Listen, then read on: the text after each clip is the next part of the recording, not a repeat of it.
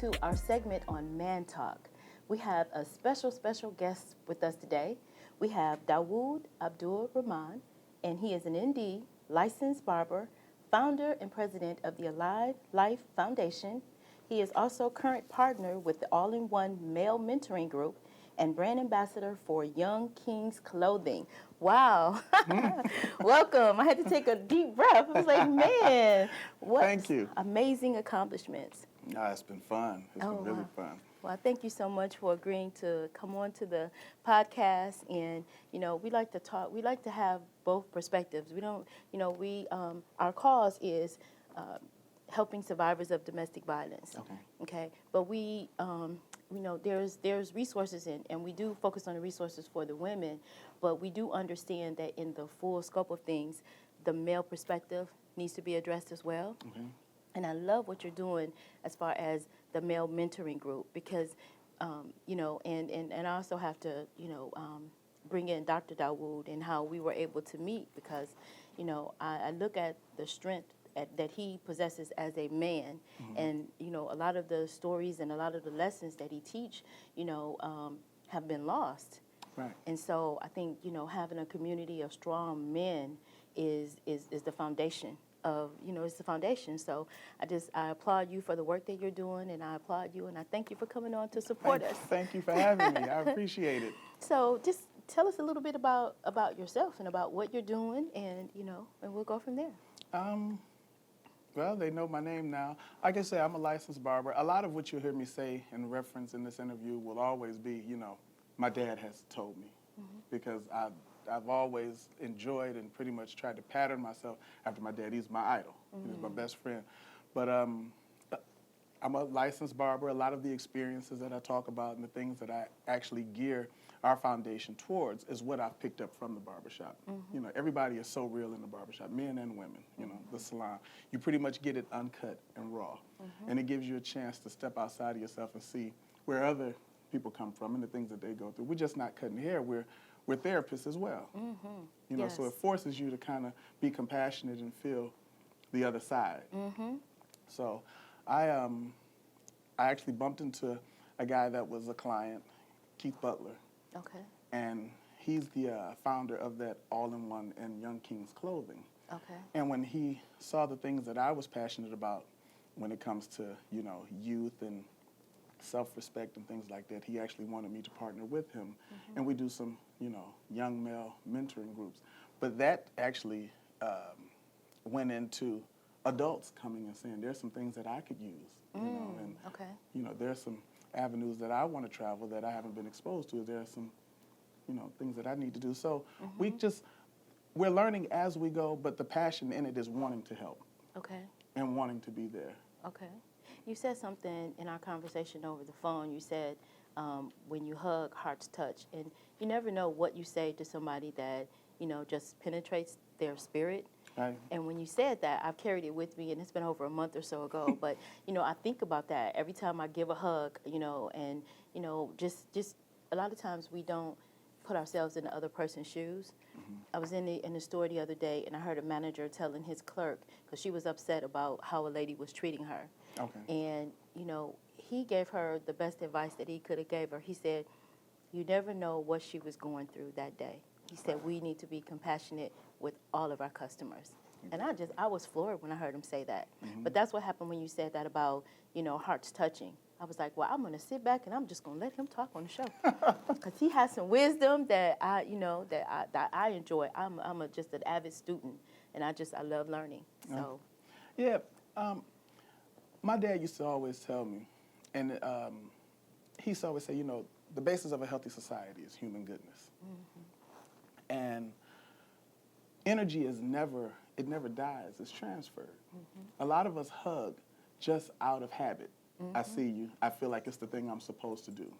But when like I was telling you, when you look at what connects when a person hugs, it's the hearts.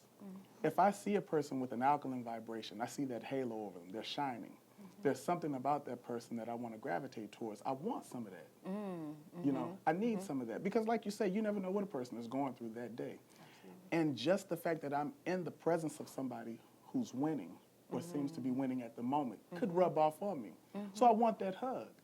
I want that heart to touch because I need some of that vibration. You know, so that's the thing that I try to stress to people is that when you find a person who's constantly looking for their purpose in life, you know, and you hear people all the time say, I don't know my purpose. I'm still trying to figure it out. That's a direct disconnection, you know, with your spiritual leader. Because all of us were created with the same purpose, and that's to bring the best out of others. Wow. You know, that's God's work. If I can be next to you, you can be next to me, and you can bring the best out of me, then we're doing God's work. The fastest way to become successful is to want it for the person right next to you. That's the easiest way, and I always stress to people that I'm talking to, being successful is the easiest thing that a person can accomplish, but being worth that success is the work. Wow. Elaborate. Give us more. Okay. I always wanted to be worth the compliments that a person gave me. When I walk out the house, and one thing the Alive Life Foundation stresses is self-representation as well as with others. When I walk out the house, I represent and I give you a direct indication of what I was taught. You know, so growing up, my dad used to tell me, when you leave out this house, your name is not Dawud, it's Dawud's son. So whether you're doing good or you're doing bad, that's a direct representation of myself. And I love the fact that at 43 years old, even to this day, wherever they go, if they see someone that has bumped into me or we know the same people, him and my mom can feel comfortable knowing that they're going to say, your son's an awesome guy. Your son's very respectful. I pride myself on that. I've never wanted to disappoint the people that I spend the majority of my time around because I feel like I represent them. You know, even with the Wodiva movement. Today I'm on the show and I can't be off my square after today. No. So being worth the compliments is the work. The success is easy to get. It's here for you. Everything is meant to submit to man if man submits himself. That's the work, submitting yourself. You know, so I live by that, and everything will come easy. And I feel like I make a joke sometimes. I say I'm probably one of the only people you'll meet that's on God's guest list. Okay. But you know, that's my whole movement: self-respect and making sure we represent those that we're around the majority of the time in an awesome light. I think it's so incredible about, you know, some of the teachings, and, you know, Dr. Dawud is my mentor and has been an awesome, great teacher for me as well. And, you know, my father is no longer here. I just, you know, I look at certain characteristics when I align myself with people now that, because I don't know if you know, though, I am a survivor, and this is my passion because I am a survivor. And you know, and just seeing those characteristics that you possess, that your dad possessed, that's what I looked for because that's how my dad was. Okay. And so when, you know, when I meet different ones, I'm always thinking about that, how high my father raised that bar. And, you know, and so I think too, when I talk about the stories in the barbershop and I talk about the, you know, passing those stories down and training our children the way that they should go, a lot of that has been lost. And then you do get into the domestic violence situations, especially when a man who is the leader is lost. Right. So that's why it's so key and so vital, and I'm just so grateful that you have a program such as your male mentoring program, and that you're starting to get the word out and do the work. Our audience, just on our YouTube, and, you know, and I always put a plug in there, please subscribe to our YouTube because that helps to support us. That helps to get the word out. You know, your voice is not only, you know, we're just in our, you know, couple months, and we're already over 700, almost 800 viewers. And on our Fortress platform, we just reached 100,000. Oh, wow. And so our podcast is on that platform as well. That's good. So to know that your voice and your words are touching young men, are touching men, period, is incredible. Because now I feel like I'm truly doing what my father wanted me to do, you know, and that's bringing, you know, now, you know, his voice is not here to talk about what you talked about, you know, about what it takes to be a man. What does it help us to understand that too, just so some of our audience can understand what does that really mean to be a man. It's funny you asked that question because I'm still getting the answers from my dad. But a lot of where I failed, and I see it now, is not being able to listen. You know, listening is key. Listening actually helps you develop patience. And I never had it. A lot of my relationships, friends, and, personal dating relationships would fail because I didn't have the patience and I wasn't listening. And the one thing that we talked about that really, set with me was when we were discussing the love languages. Yes. Love languages. People really act out because they want to be right. They want to be right. And the question really is it better to be right or be happy? Okay. And we don't take time to really look at those two. Good. I had to think, wait, hold on. I'm being taught here with you all, so I'm sitting back. The question is, would you rather be right or be happy? I've argued and really messed up good relationships because I was trying to stress the fact that I was right. When at times I didn't even have to be right in those instances. I really just wanted to be happy. So listening and having patience would have kind of made that moment harmonious if I could have just said, okay, let's agree to disagree mentally, right. Yes. and Yes. let it pan out and we be okay. But with men, I think we fight to show that we are men. And that's nothing you have to tell anybody. We act out in a respect of, you're gonna respect me. A lot of men demand respect. That's why they don't get it. We probably should more so command respect. Oh, that is so good. And it would be easier for us to receive it. Absolutely, yes. You know, I've been around some people where I almost feel like an idiot saying certain things around them because of the aura that they possess. And I used to want that. My dad, he has it to a science. He can walk in a room and you can just feel that there's somebody in here that you kind of want to straighten up around. Absolutely. But it's the way he walks. And when I was talking to him, he said, you're going to have to change your whole mindset when it comes to being a man.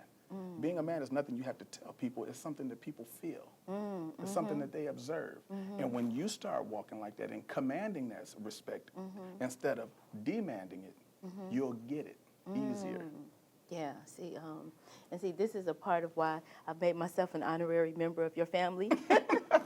I mean, because you guys are so amazing. Your mom, we just got her to say yes to coming on the show to do some raw foods. And, we're bringing good things. We want to just show people that, there are some awesome, amazing things that in your life is what you make it.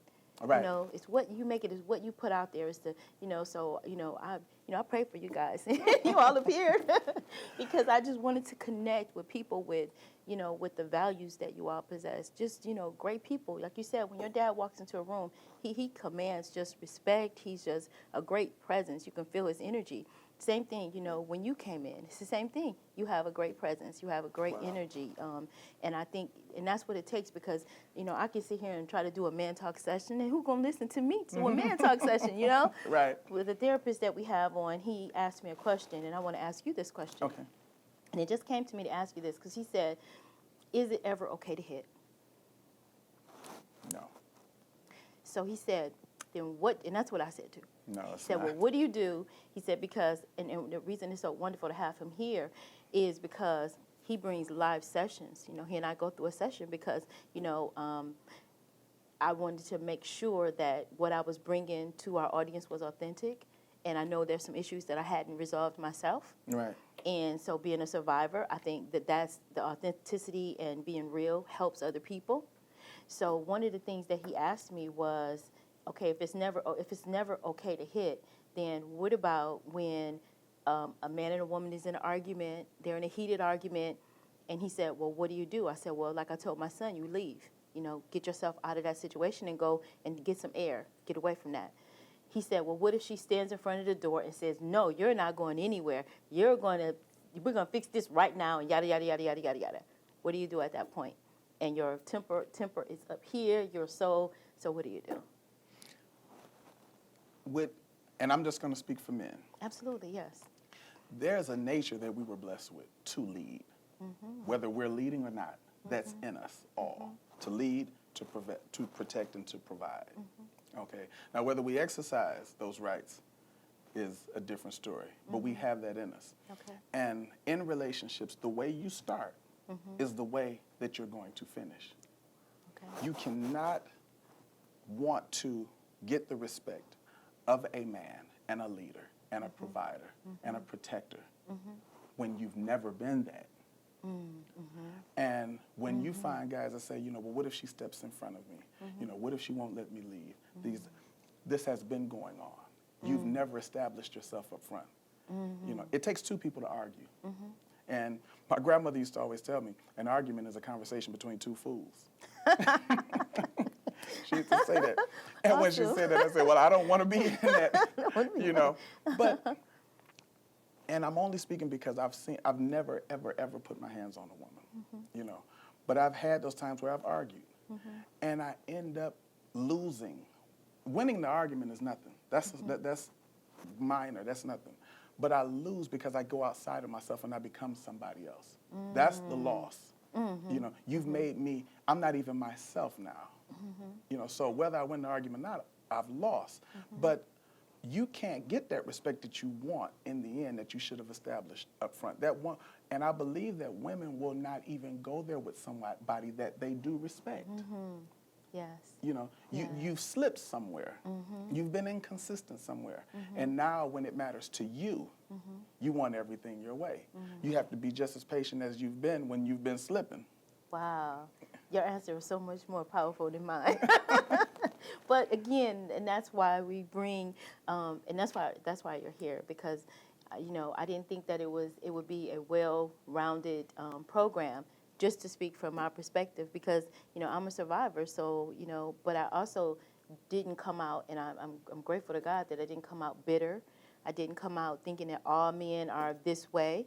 You know, I went in myself and said, okay, what is it inside of me that's broken, that needs to be fixed, need to be repaired, need to be healed, so that I can have a healthy relationship. And we've been working through this on the show, and I think, you know, it's actually helping me, because it's helping me to see some things inside of myself that I didn't know was there. Yeah, and, you know, the one thing that I see a lot, people really don't know how to love. We say we do, but people don't know how to love. And when men do things like, you know, when there's physical abuse, there are some things that they're not fighting the person that they're fighting physically. There are some things they're trying to destroy in their own past. And you're the closest thing to it. You see what I mean? Good, yeah. And men don't want therapy. We don't want to talk about what's going on with us. You know, so to really lash out like that is giving a direct indication that there are some things that I'm battling with that has nothing to do with you. But the only way I can fight it is by lashing out to the closest thing to me. Wow. Yeah. And you know, it's sad, but a lot of us need help. A lot of us need people to talk to. When I started the Alive Life Foundation, it was really about mending families, you know, dysfunctional households. I've seen a lot of households become ruined simply because that man can't lead and provide like he wants to, whether it's because of a job loss, you know, whatever it may, his past and drugs, whatever it may be. And again, my dad, you know, a lot of what this statement has helped me overcome a lot of things. You will never be able to move forward. You will never be able to get what's meant for you if you don't kill that old character. You must be able to forgive yourself. You know, you must be able to forgive yourself and kill an old character. Yes. And when you do that, things will open up. So there's some old characters that we're not letting go of. Oh, yeah. You know? Oh, yeah. Oh, yeah. I've been through that. You see? And it was so true, so true. Well, as we begin to wrap up, is there anything that you want to leave with our audience? Because you know now, we're TV husband and wife now. You're married to the show now. Excuse me. You're married to the show now, because we definitely need your insight. And I know there's a lot of men out there that, even if they're just listening in their own quiet space, they're listening. They need what you have to offer. I want to say first, thank you so much for letting me be on the show. This has been wonderful. I told you I've felt like a celebrity the whole 15 minutes. But what I do want to leave the audience is something that they can take with them in every aspect of their lives. And That's when it comes to emotional imbalances, learning how to love, having patience, everything. It all deals with either an alkaline or toxic nature. And what they need to understand is that the body has the ability to possess two different spirits and vibrations, a positive and negative. And the one that they feed is the one that grows. Wow, that's wonderful. Yeah. So that you consume is that you become. Wow. This is a cliffhanger, so, we have to have you back real soon. But again, I thank you so much. Thank you so much. Thank you for being here, and I thank you also very much for watching.